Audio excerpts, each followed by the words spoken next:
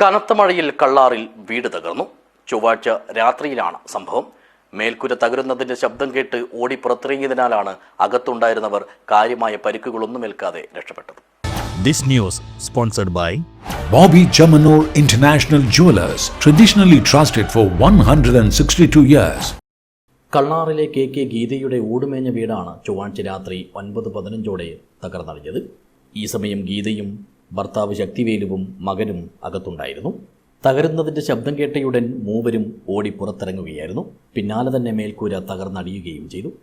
നഷ്ടദുരിതങ്ങൾക്കിടയിലും തലനാരിയുടെ വ്യത്യാസത്തിൽ അപകടത്തിൽ നിന്നും രക്ഷപ്പെട്ടതിൽ ആശ്വാസം കൊള്ളുകയാണ് ഇപ്പോഴിവർ. പുറത്തേക്ക് ഓടിയിറങ്ങുന്നതിനിടയിൽ ശക്തിവേലുവിൻ്റെ കാലിന് പരിക്കേറ്റിട്ടുണ്ടെങ്കിലും അത് സാരമുള്ളതല്ല. തൊട്ടടുത്തു തന്നെ ഇവരുടെ പുതിയ വീടിൻ്റെ പണി നടന്നു വരികയാണ്. മഴക്കാലമായതിനാൽ രാത്രി ഭക്ഷണം കഴിച്ചതിന് ശേഷം പുതിയ വീട്ടിൽ പോയി കിടന്നുറങ്ങാറാണ് പതിവ്. ഇങ്ങനെ ഭക്ഷണം കഴിക്കാനുള്ള തയ്യാറെടുപ്പിനിടെയാണ് കഴിഞ്ഞ ദിവസം രാത്രി കനത്ത മഴ പെയ്തതും വീട് തകർന്നതും. News bureau, Rajapuram.